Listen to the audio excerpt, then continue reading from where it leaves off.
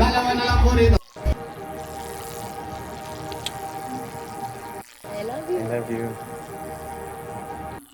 Welcome back mga kaaldab. Ito na naman po ang inyong lingkod, si Mr. Destiny, at magbibigay po tayo ng pinakamainit na update po ngayon sa social media. Well, syempre trending na naman po. Walang iba kundi si Maine Paul Carson. Sabi ko nga po sa inyo dito po sa channel ni Mr. Destiny, kung ano lang naman po ang latest, kung ano man po ang trending mga kaaldab, updated po tayo.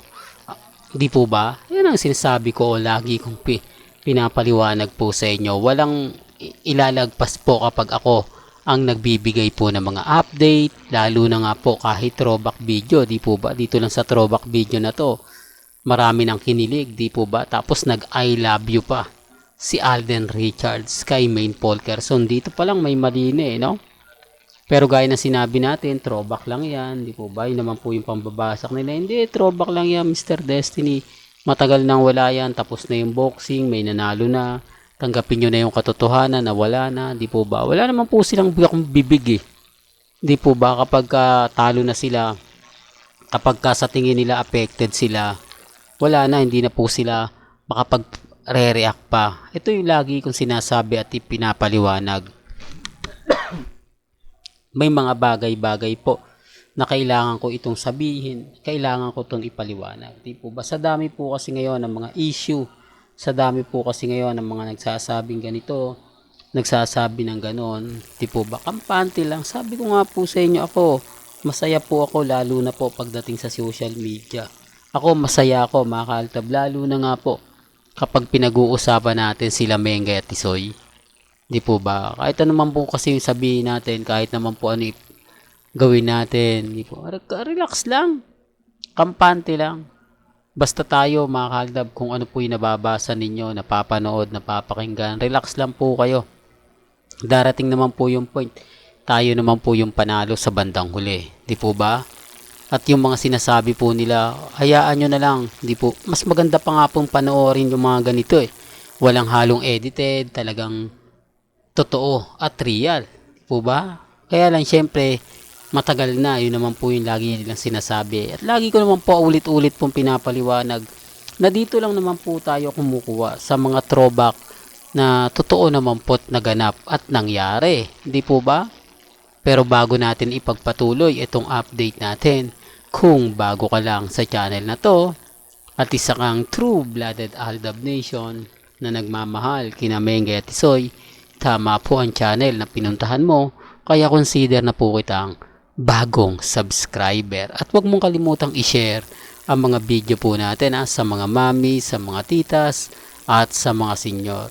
Ngayon mga kaaldab, puro kumbaga update lang po muna tayo.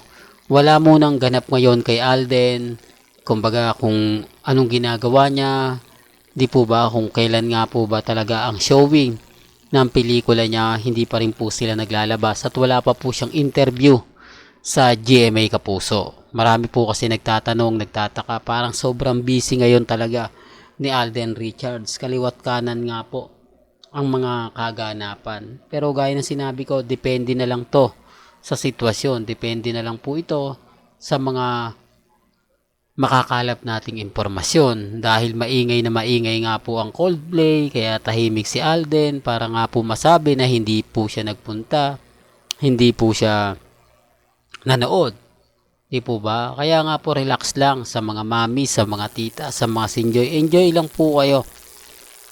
Basta huwag nyo na lang pong pansinin yung mga nababasa po ninyo. Alam nyo naman po sa Instagram, sa Twitter, sa Facebook, talagang si Mengay yun na namamayagpag. Well, may latest nga po na TV commercial na pinost si Mengay sa kanyang Facebook page. Nabuhay na naman ang page ni Maine Paul Carson sa Facebook. Medyo madala nga talaga yung post niya dyan. Pero at least, nagbibigay pa rin siya ng ganap. Nagbibigay pa rin po siya ng update. Iba po talaga kapag makikita niyo yung mga post ni Mengay. Kapag sa Twitter may mga hugot po siya Kapag sa Instagram naman po, ito lang po yung mga pinopost niya. Gaya nga po ng kanina, di po ba? In-update niya na naman samantalang nasa Itbulaga siya. Ito yung ebidensya at resibo na mas pinapaboran po ni Mengay ang Itbulaga. Totoo naman po eh. Di po ba? Real talk mga kaaldab. At ito naman pong ginagawa nila bossing Tito Senhenyo, Master Joey De Leon. Wala, tapos na talaga yung Sarsuela. Tanggapin nyo na yung katotohanan. Hindi nga po binati ni bossing si Mengay na kamusta na yung Coldplay, ganto ganyan, etc. etc. Di po ba? Kahit ang GMA, ang ABS-CBN, grabe yung pagpopromote doon. Halatang halata po, di po ba? Sabi ko nga po sa inyo, magiging bitter lang tayo eh. Lalo na po kapag ang pinag-uusapan natin sila Maine Polkerson at Richard Polkerson. Sa ngayon mga kaaldab, abang-abang lang po ngayon tayo.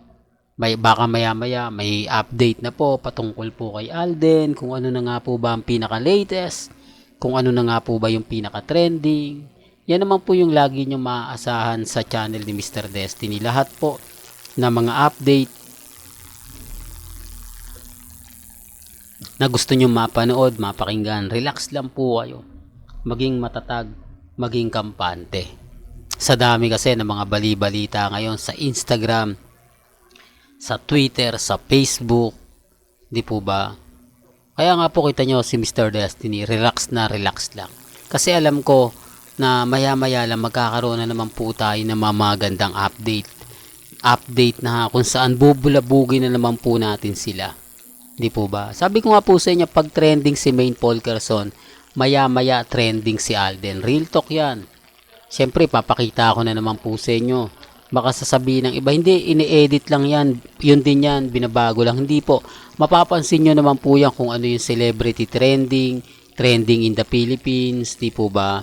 Makikita nyo yan at madali nyo namang malalaman kung binabago eh. Di po ba? Talagang malakas lang talaga sina Alden at si Mengay pagdating po sa social media. Sinasabi ko lang yung totoo mga kaaldab, baka may mag-react na naman dyan. Well, hanggang dito na lang po ang ating latest updates. Kaya kung gusto nyo pa po ng pinaka-latest at sariwang update, abay tumutok lang po kayo dito po sa channel ni Mr. Destiny para updated po kayo sa mga latest at sa mga bagong video po na ilalabas po natin maya-maya lang. Hanggang sa muli, salamat po sa panonood at pakikinig.